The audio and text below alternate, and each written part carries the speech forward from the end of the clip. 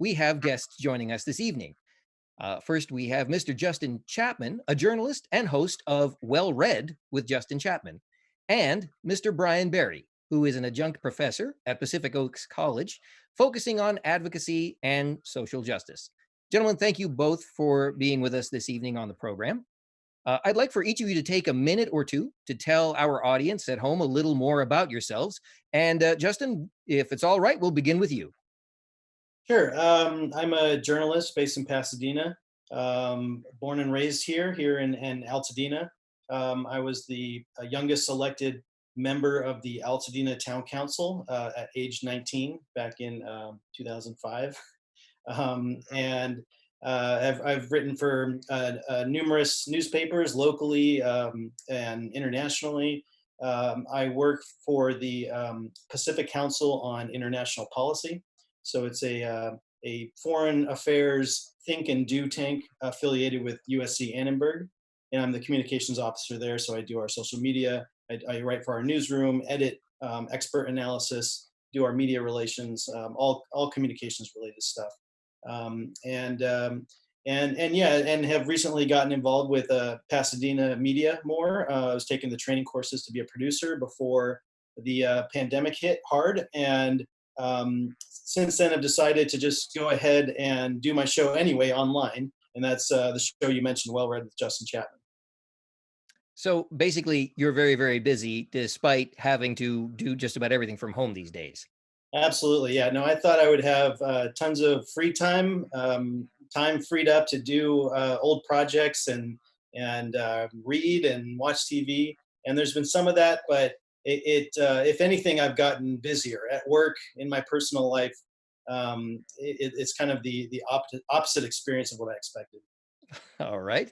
And Brian, how about you? Would you take a moment or two to tell everyone a little bit more about you? Sure. Thanks, Joe, for inviting me to be on the show.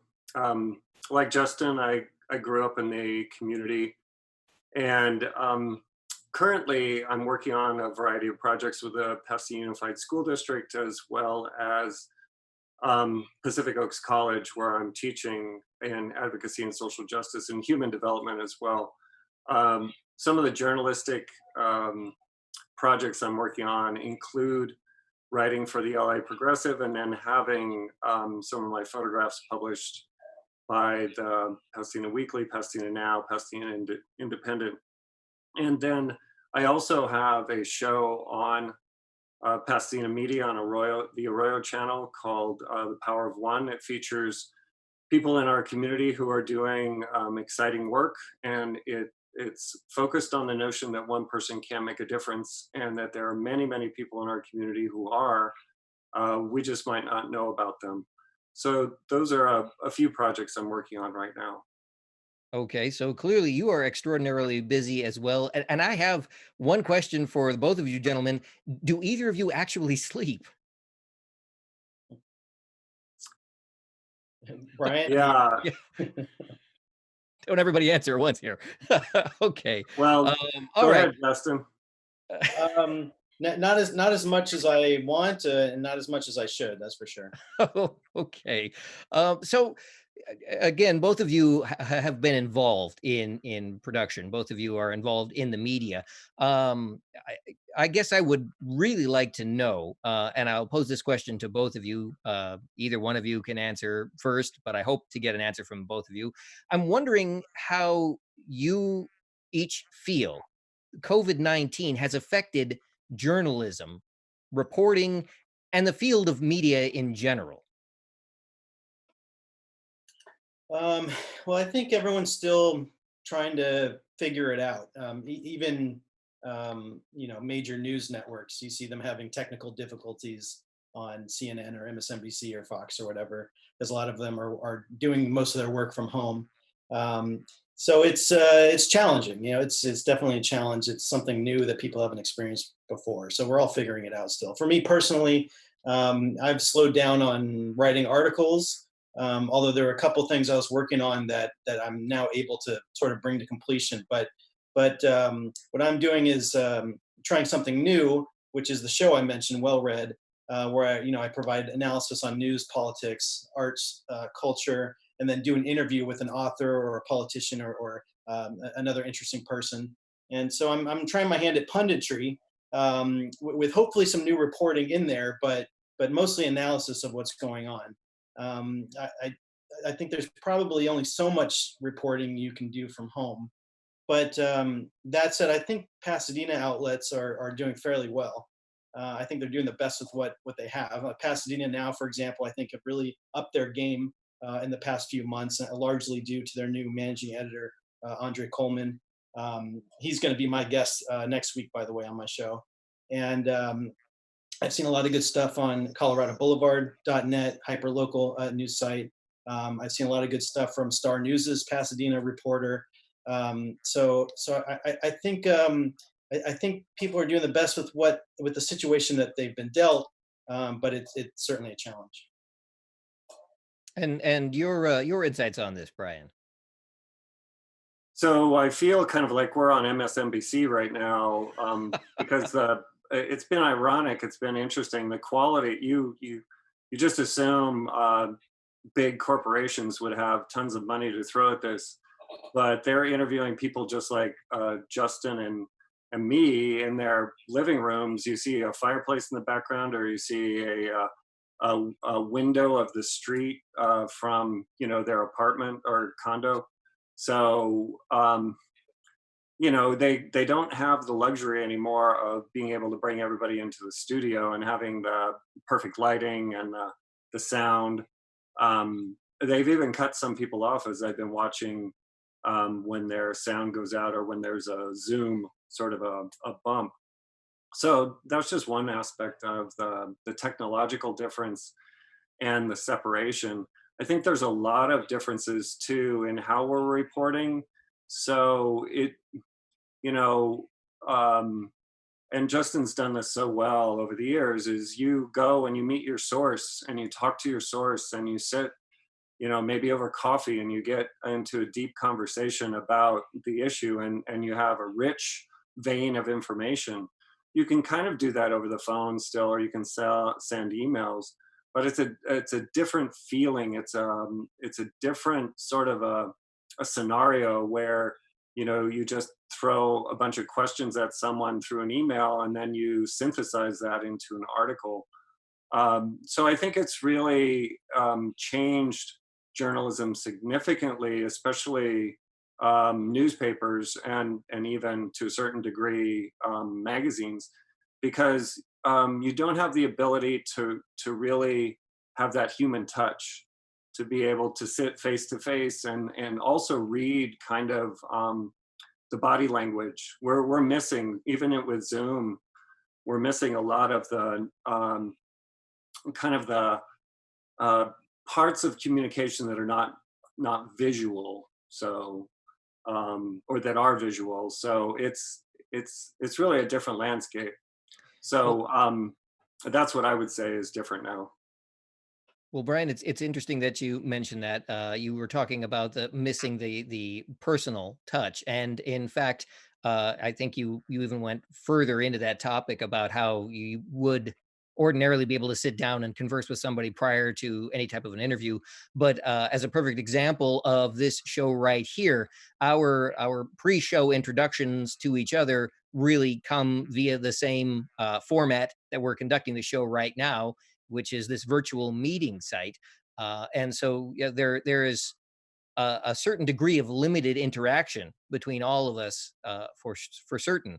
Um, with that in mind, I was wondering, and this time, Brian, I'm going to start with you, if that's all right.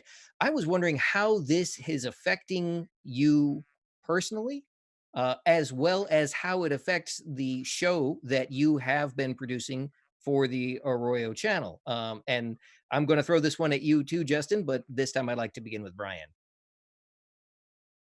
So the first part of the question is that I can't produce. I mean, I kind of tip my hat to all of you guys for going and wearing masks and gloves and trying to produce, whether it's city council meetings or some of the other shows that Pasadena Media is trying to keep putting on the air. But obviously, as community producers, we can't go in.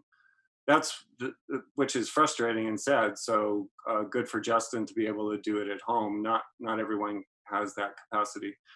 One other way that I wanted to share is that we actually lost a Pasadena media broadcaster last week to COVID-19,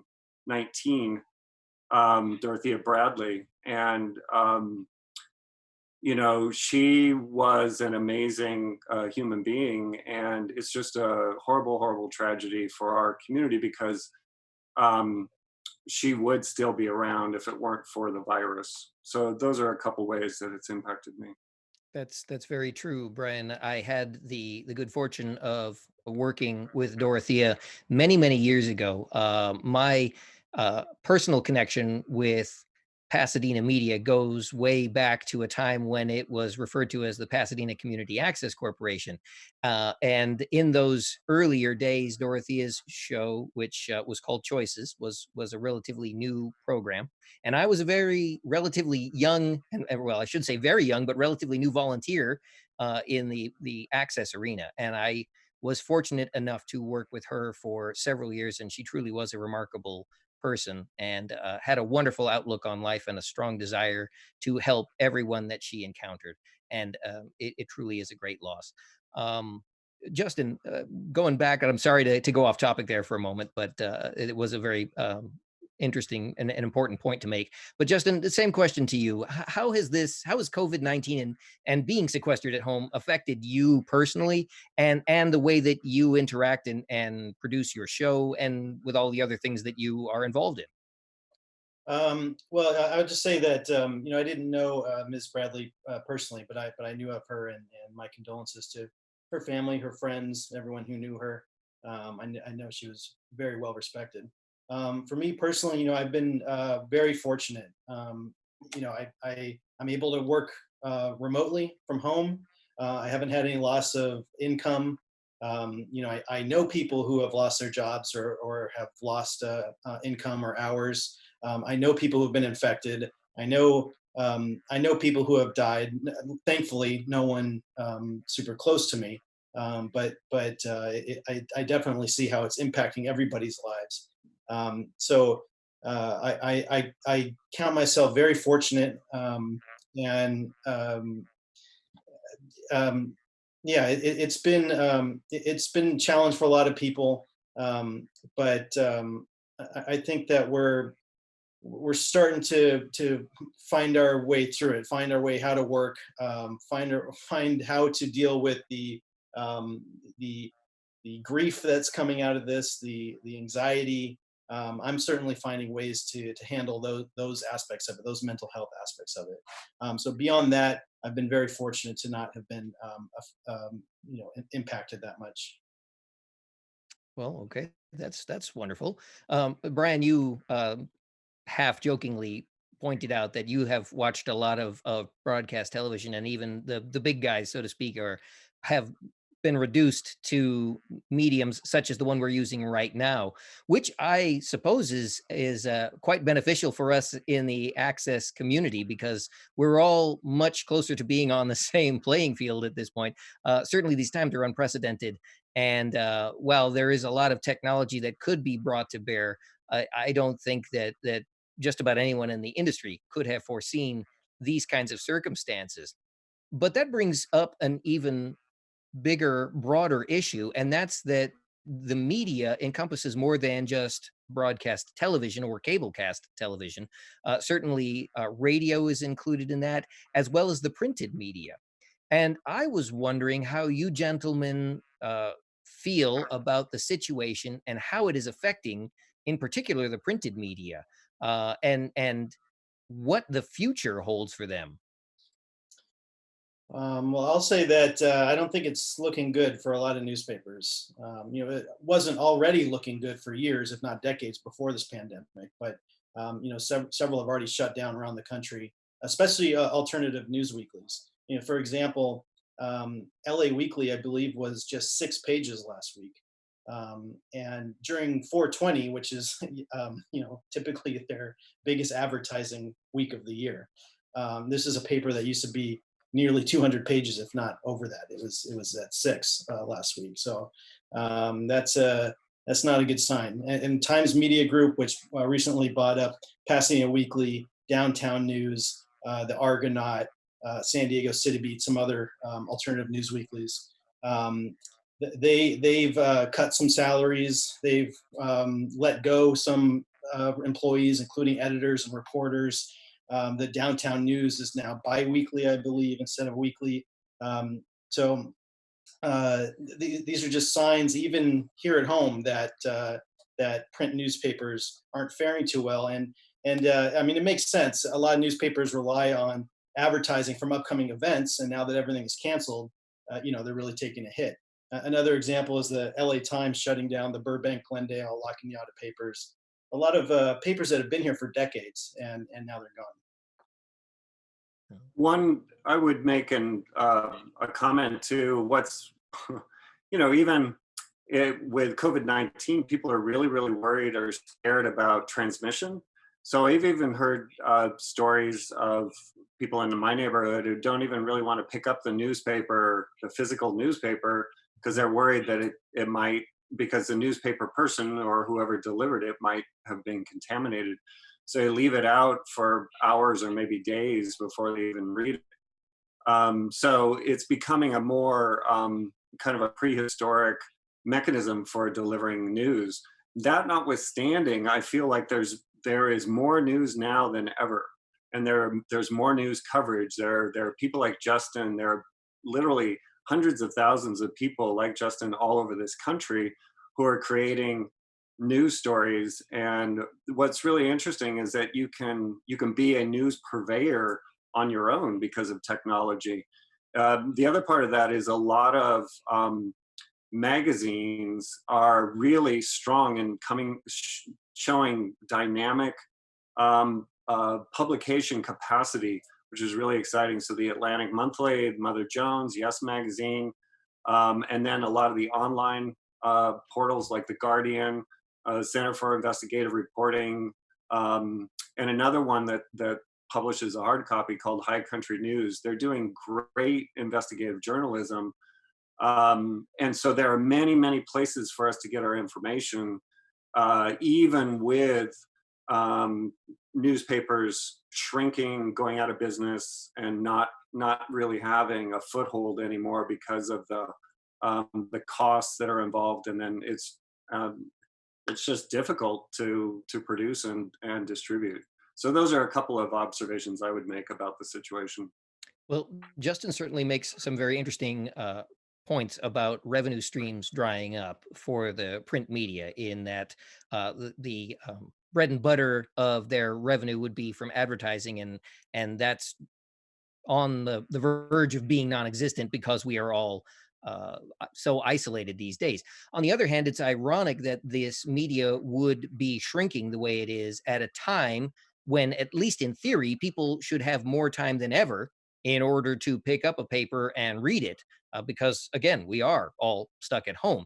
So the issues of concerns over contamination notwithstanding, I'm wondering if either of you gentlemen had any thoughts about what could be done to help improve readership, especially since uh, in the usual cases anyway, the print media tends to go further in depth with any given story than what is presented in the news media, such as television and even radio, where time is money, and the pressure is there for rapid turnover of stories. But I'm wondering if either of you feel there are things that could make the paper more relevant in these times. Well, I mean, that's a question that has dogged the journalism industry for the past 30 years, at least. The LA Times, for example, their whole push is increasing digital subscriptions.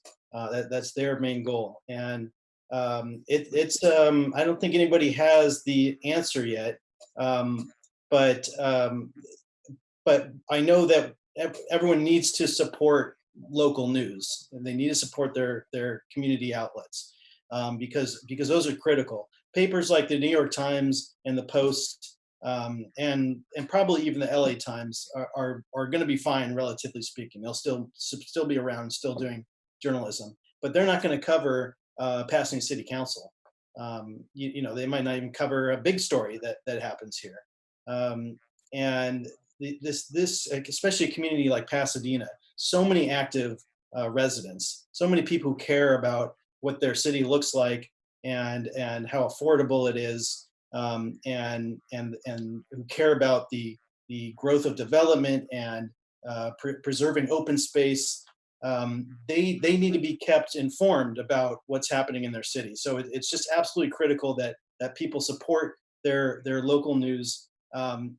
The local news outlets are doing relevant journalism. They are producing investigative pieces, and they are doing their job. And it's really, I think, upon everyone in the community to support them. Okay. And I would like to take this opportunity to point out again that as Arroyo Live, we are a live program and we are open for telephone calls. If you are viewing at home and would like to join the conversation, perhaps have a concern or question addressed, you can reach out to us at area code 951-356-6882.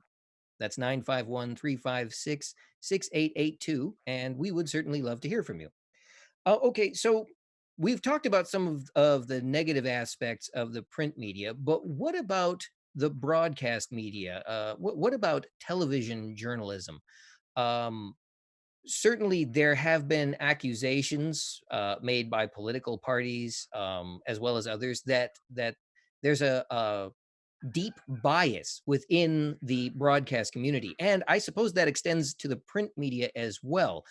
Is there the possibility in the future that the broadcast news media will succumb to the same fate that seems to be befalling the print media now? Well, it kind of there's sort of two questions that you have there. One is, how does broadcast media adapt to changing conditions? What is their formula for sponsorship or for advertising, and then how do they stay relevant? As I mentioned before, there's so much going on. One of the biggest challenges that all of them have, especially broadcast media, is the 24-hour news cycle. It doesn't stop. It's constant, and even the newspapers. Um, there was always this notion of putting the paper to bed and trying to stay on top of the stories. They're, especially in a global economy and a global society, there's just information coming out all the time. So there, on one hand, there's going to be relevance and need for journalism and for broadcasting and for journalistic activity. But then on the other hand, they're going to have to figure out how. I mean, they're wrestling with it right now. Is how do we cover everything in a timely manner? You see stories that are posted, even the Star News and the weekly, like the weekly, would it was that's what it was. It was just once a week. But in order to stay relevant, you have to keep producing content. There's an insatiable desire on the part of the public for content. So how do you make sure that what you have is relevant, that it's cutting edge, and that it's well produced so that people keep watching? So I think those are some of the concerns that broadcast journalism has. What do you think, Justin? Yeah, there is a lot going on. There is more to cover now than ever before. You would think it would slow down, but um, it's actually the opposite. Although I've noticed on some broadcast networks, there's a lot more filler happening right now.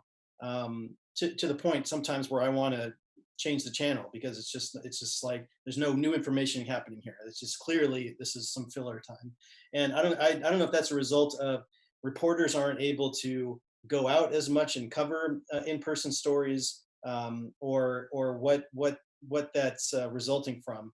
But at the same time, I think there's been just a lot of really great investigative journalism happening, especially the past few years, which is ironic because budgets and staff are getting cut and papers are closing down left and right. But Joe, you're talking about how people are trusting mainstream media less and less, but I've really had the opposite experience. I think there's some really top shelf journalists out there, holding power to count, doing their jobs. I think it's very inspiring to see.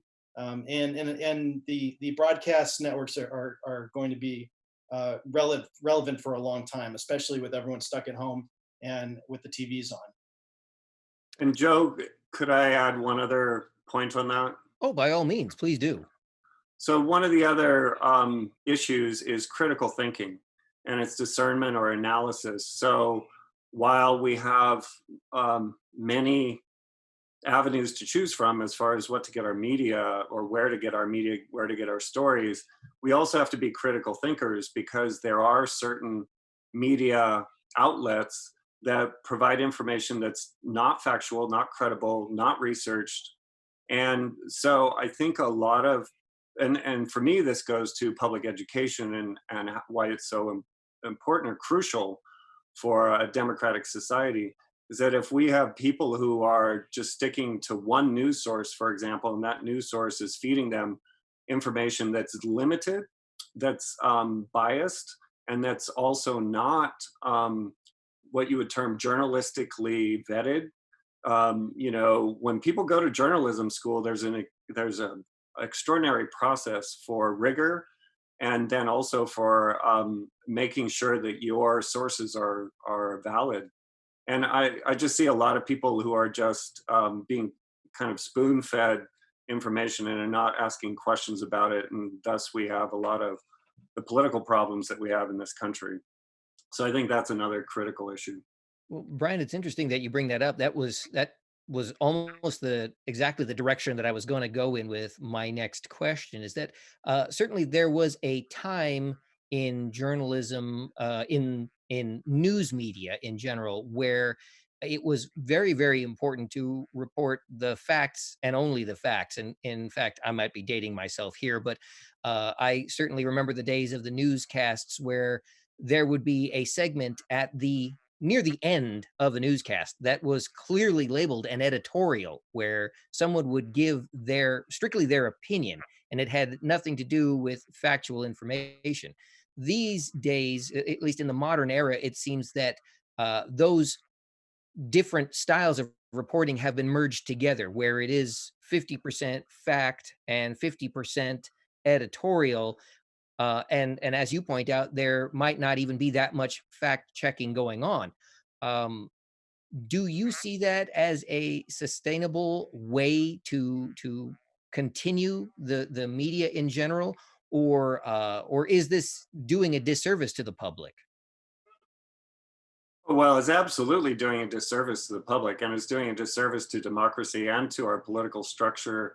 Whether you're talking about elections or you're dealing with it right now in this whole issue of vote by mail. When there are a lot of people who are saying, "Oh no, it's going to be too hard, it's going to be too difficult," they're going to figure out a way to, um, you know, uh, tarnish the vote. People are going to vote like 10 times. This is all incorrect information, and it's so yes, it is extremely damaging.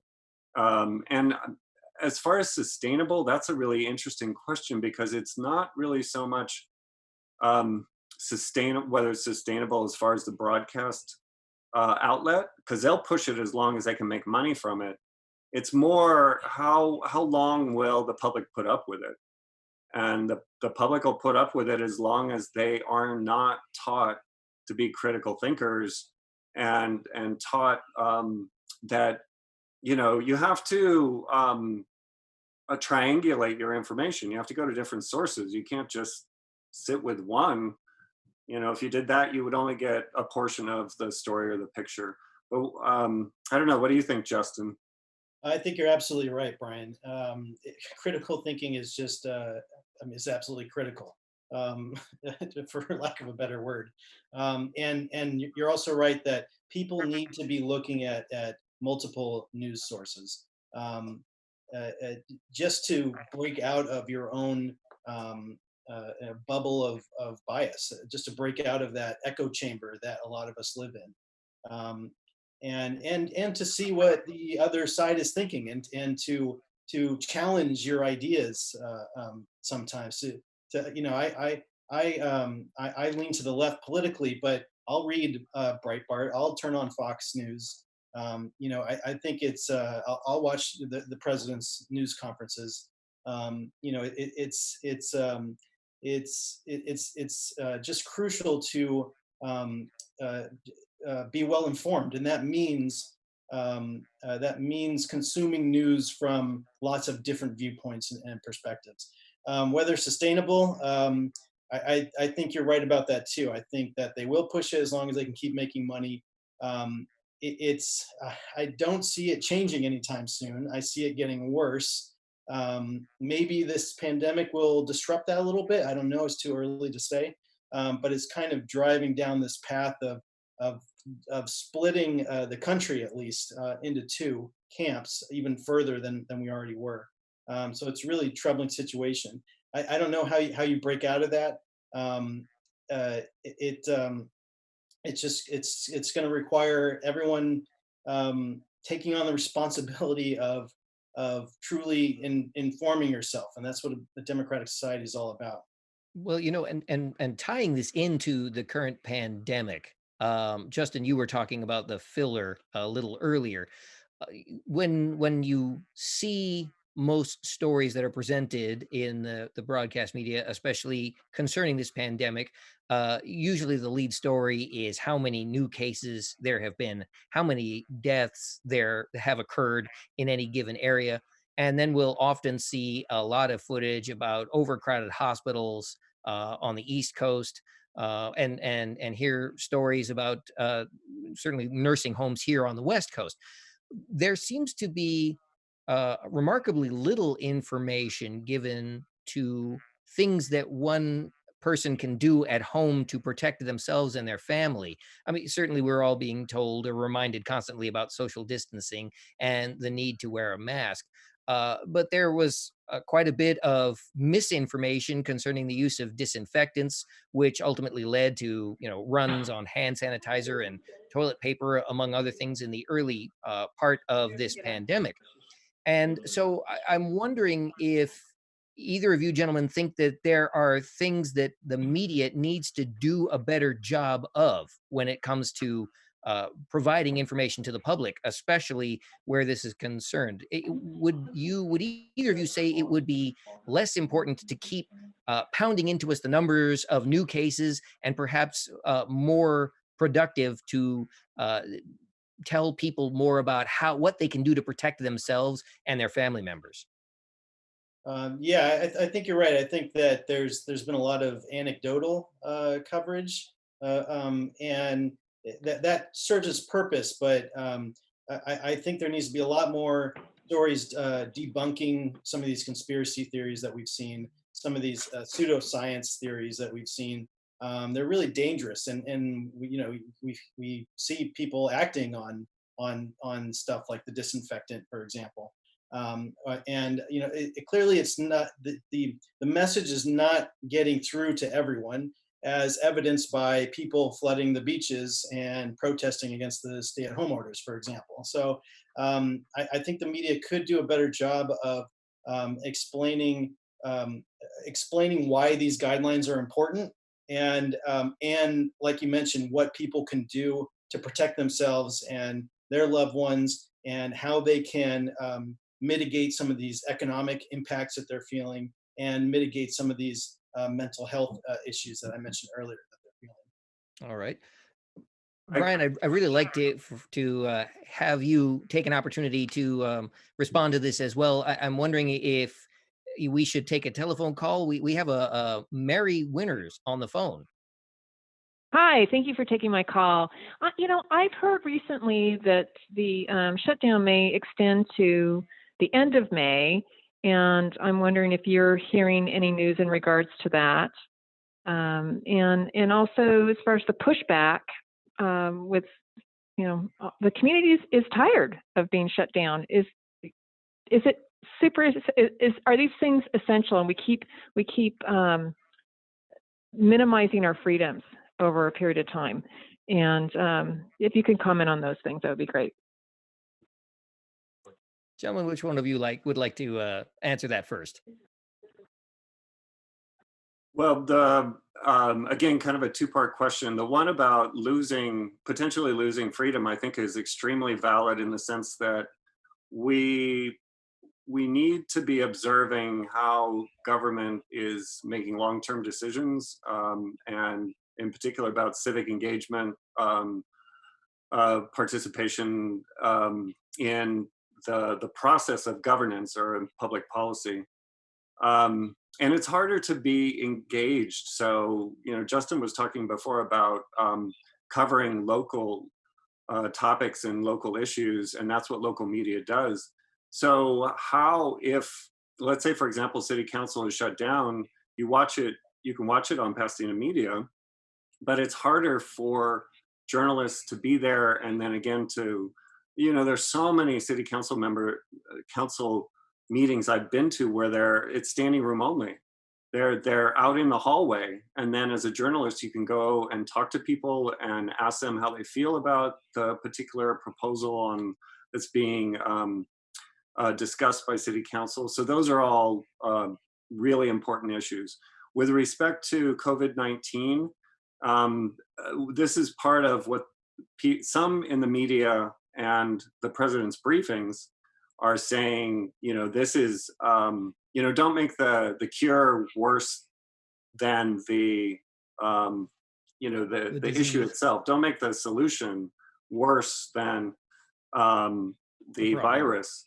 And what, for me, I say, but if you go back too soon, first of all, if they don't feel safe going in the water, they're not going to jump back into the ocean. If they still think that there's a threat out there, they're not going to go. Secondly, if you go back too soon, before whatever the danger was is left, then you're just going to have to kick everyone else out of the water again. Or in other words, if we move too quickly to reopen, then you're just going to have to juggle. You're going to have to shut it down again. And knowing someone who's died from this, I don't want anybody else to have a loved one or a friend die. Yeah, I'll add to that. Yeah, I mean, that's a totally valid concern.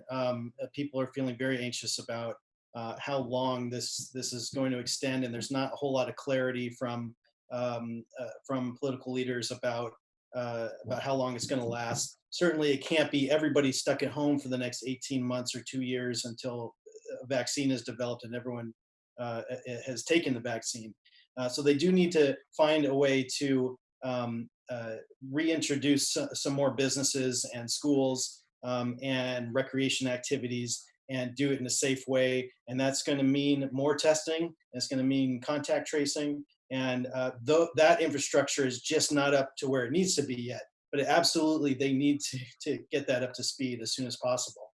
And there needs to be more communication about when that's going to happen, and why there's been such a delay for those things.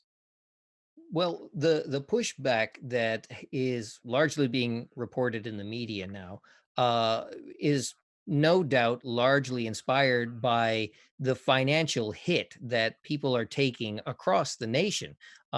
Certainly, a lot of people have lost jobs. People are on the verge of losing businesses.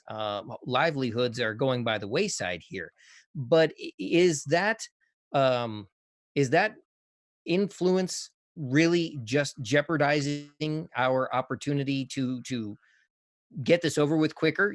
These people that want to reopen society now, do you feel that they are putting us in jeopardy of being set back even further? It's certainly possible. I mean, if people start defying stay-at-home orders too soon, and right now I believe it is too soon. I'm not a public health expert, but from what I have read and studied about this, it is too soon.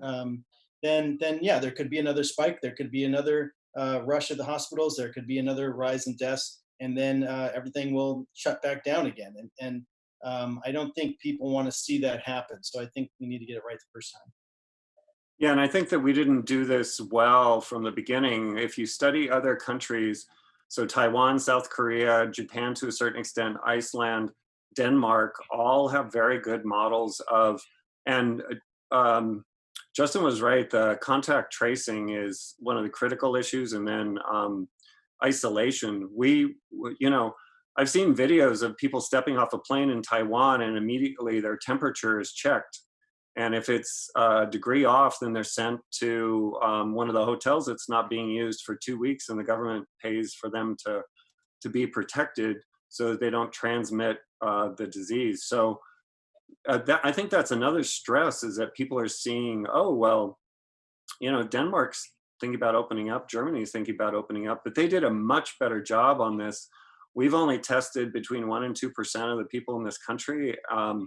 And they were, one, they shut down earlier than we did, especially Taiwan and South Korea. But then they also did a far better job of managing it.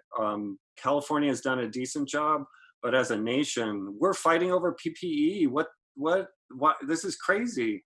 Why are we, you know, if we're supposedly, and this is what all the pundits say, we're the richest country on this planet. Why are we having trouble getting testing done? Why are we having trouble getting contact tracing done, and then isolation? If it were safe to go back in the water, yeah, then fine, let's all do it. But I don't really see that that's possible now. Well, I will say, talking about us being possibly the richest country in the world, and why we are still having to fight over these things, that's an entire political discussion all by itself. But going back to the idea that some areas want to reopen, and largely on the argument that they have not seen the numbers that other areas have seen in terms of infections and fatalities during this pandemic. What about the risks associated with that? You know, certainly there are a lot of people who have uh, openly said that they're tired of being sequestered at home. If you have an area that has thus far not seen a lot of activity as far as the pandemic is concerned, then goes ahead and reopens, does that not invite other communities to come in and potentially bring the infection with them, and maybe a community that had not heretofore seen this type of infection rate may suddenly have a major surge? Is that a wise decision to make? There's certainly a ripple effect. So I think we're already seeing that. Places like other states are starting to open back up, and I think that has an influence on people across the country. And like you guys mentioned, places in Europe starting to open up, and people think, well, why can't that happen here? But you're right, there is a risk of others bringing the virus in. I mean, the other thing to consider is that places that have lower numbers likely have lower tests done there. The new reports are saying that this has been spreading wider and earlier than previously thought. Until that testing and contact tracing infrastructure is up to where it needs to be, we just don't really have an accurate picture of what each region's true numbers actually are. And until we have that, it's just too early to say open everything back up. Yeah, and a quick point is that you're absolutely right that from a financial or an economic standpoint, if someone who was in California had maybe a cousin who lived in Colorado, and Colorado opened up, and they said, "Oh yeah, you can come stay with us and get a job here," you're going to see that happen quite a bit, because people are going to start to become very, very damaged financially from this shutdown. And so you will see migrations. They may not even be huge, but you'll see people shifting from one part of the country to the other, and then they'll be vectors of transmission. They'll take the disease with them. So it's very risky to open up. Okay. Well, let me switch gears on you gentlemen for just a moment. So far, we focused on a lot of the negative aspects of this. I'm going to throw a curveball at both of you.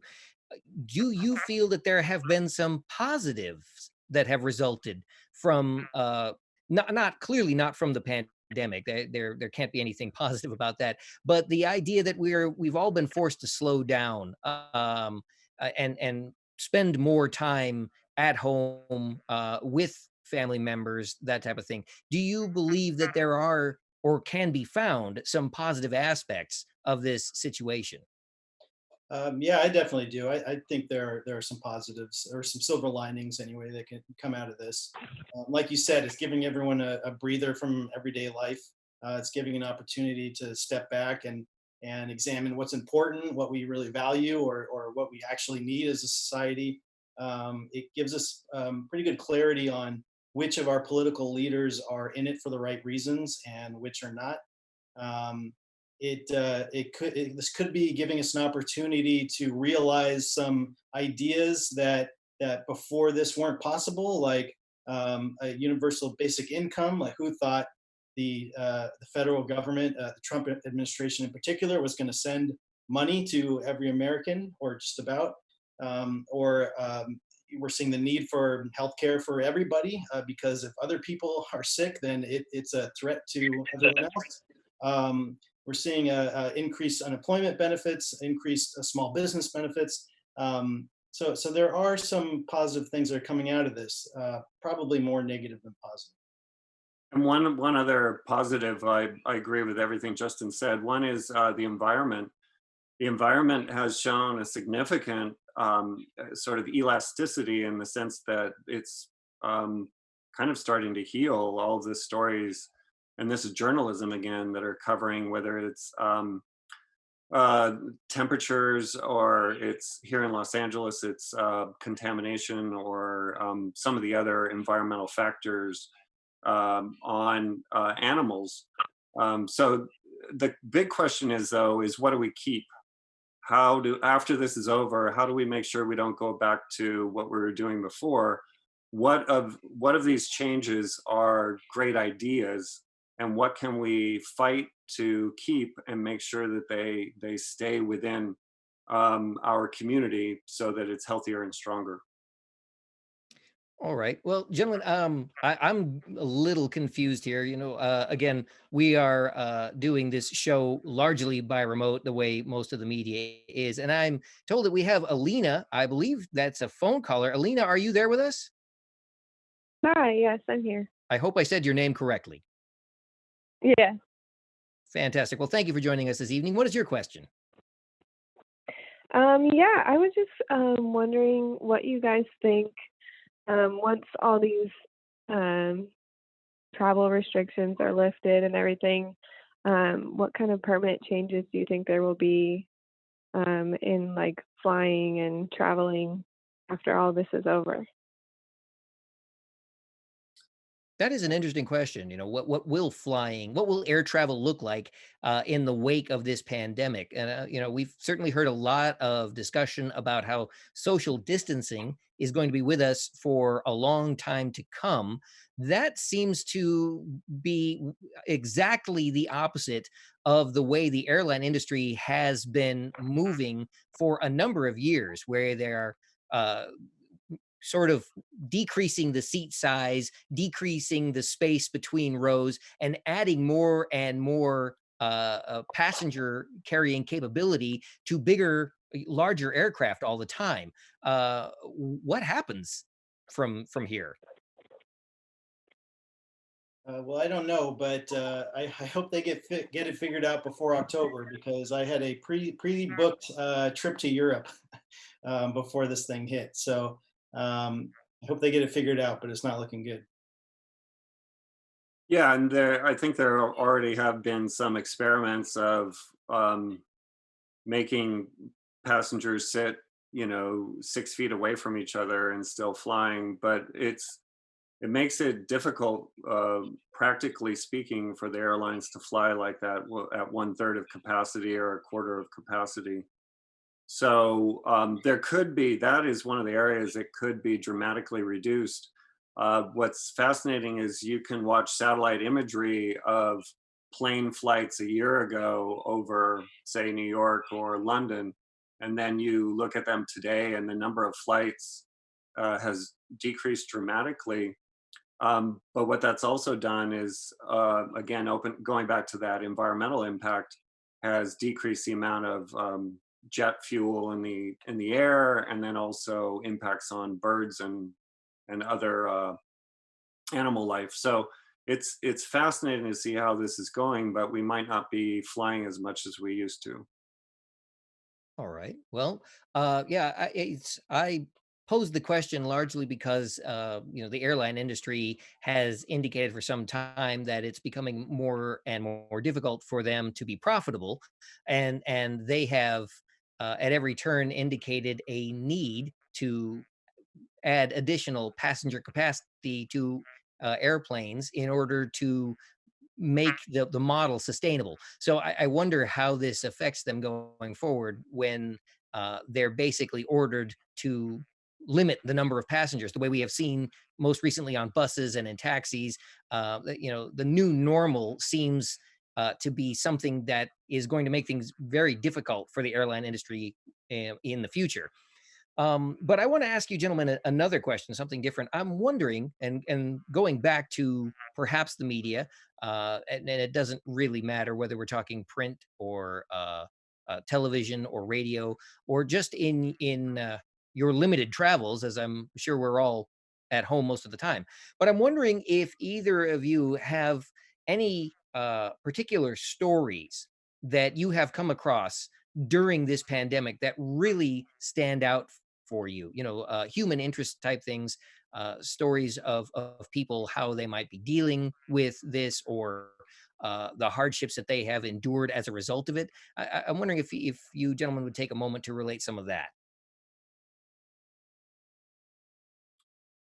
Well, maybe to start, I felt like if you're looking on a national scale, I felt like some of the stories coming out of New York and going into hospitals and actually talking with staff were extraordinary, not only because of the fact that they were actually giving us a real time look at what's going on, but also because there was this uh, human aspect of the tragedy that a lot of people were either poo-pooing or they weren't paying attention to.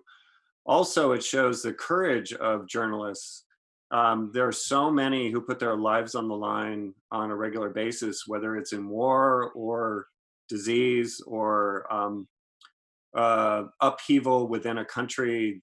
Journalists are extremely courageous. So, on those counts, that was really impressive. One other one that I'll mention and then hand it to Justin is this reporting in senior facilities in nursing homes and shedding light, because I think a lot of that would not have come to the attention of the public, that nursing homes are places where there's a huge amount of risk, and as a result there's been a lot of suffering. So those are a couple of really impressive stories that I've followed. Yeah, definitely the human interest stories in the hospitals, nursing homes. Reporters are clearly essential workers. They're almost war correspondents at this point, going into Italy and going into reporters in China, um, in New York City, in Washington State. There's been a lot of really, really courageous journalists putting their own health on the line to report on this. Yeah, everything is so COVID-19 related these days. So stories that stand out to me are ones that aren't about that. Just stories like Kim Jong Un being potentially ill or dead, or even anything at this point related to the presidential campaign. I think people are still interested in all the other things that are going on in the country and in the world. So media and reporters, they need to still be covering all those stories as well as COVID-19. All right. I understand we have Dan on the line now. Dan, are you with us tonight? Hi there, I'm here. Thanks for joining us. What is your question this evening?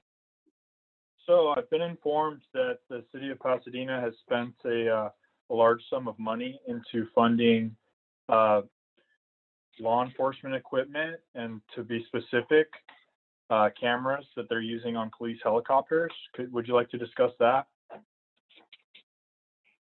Well, gentlemen, I'm he's referring to helicopters. I guess I don't know if that includes drones. Certainly, there have been a number of stories in the media recently about police departments utilizing drones to sort of surveil public areas to make certain that people are in adherence to the social distancing ordinances that are currently in place. Um, I know that there has been some concern about some of these drones even being capable of monitoring body temperature. There was even a report recently about one company that had offered up drones that were capable of detecting people coughing in large crowds. And I don't know if our caller is also referring to those, but gentlemen, do you have any thoughts on that? I did see that the Pasadena City Council recently approved a purchase for a police helicopter cameras, I believe it was, for a pretty large sum of money. I don't know that much about it, but it is something that's concerning to me as well. I think there needs to be more communication on why that kind of purchase is necessary at a time like this, when there are so many other pressing needs, small business support, and unemployed residents of Pasadena. Um, I think we need to hear more about that. Yeah, I completely agree. I was disappointed that the city council made that decision. However, as a member of the public, and then also because city council meetings are more difficult to access now, it's hard to know what or well, I'm sure there's some reporting somewhere, but what their rationale was. The other area that I think is missed as far as funding is nonprofits. The city has over 1,000 nonprofits, and there are going to be many. Well, all of them are providing services that benefit the community, but there are going to be many that will go out of business. So the question is, why spend 400 or $450,000 on a camera for the police when that might have been better spent in the community? All right. Well, Dan, we certainly appreciate your call this evening. Thank you for watching and joining us, gentlemen. We're coming close to the end of the show, and I'm wondering if either of you would have some closing thoughts that you'd like to share. Well, I think this is an important topic, and I'm really glad that Joe, that you've set aside time to talk about journalism. Um, it's going to be really, really essential to have high quality journalism, especially with the election coming up. One of the fears I have is that the election might be postponed because of this pandemic. So, one of the few ways in which we have the ability to maintain civil infrastructure and democratic society is through um, journalism. It's through reporting. It's through investigation. So I'm hoping that journalists like Justin will continue to investigate these stories and make sure that they get out and make sure that we have an election in the fall. Justin sounds like he's got a lot of work planned for you. How about yourself? Any closing thoughts? Yeah, no, I totally agree with what you just said. Journalism is so critical right now. Without it, governments and political leaders can do things that slip under the radar and don't get noticed when they would have before this. So it's just it's so critical that the media continues to shine a light on what they're doing, and make sure we have an informed citizenry as we're leading up to one of the most important elections in this country's history. So we all have to stay vigilant and informed. And yeah, just want to thank you, Joe, for having me on as well. I really appreciate the opportunity. All right. Well, thank you, Justin Chapman, Brian Biery. Thank you, gentlemen, both for joining us this evening. Again, this has been Arroyo Live. I'm Joe Carbonetta, and we'd like to remind you to stay safe, stay healthy, and stay home. Have a wonderful evening, and we'll talk again soon.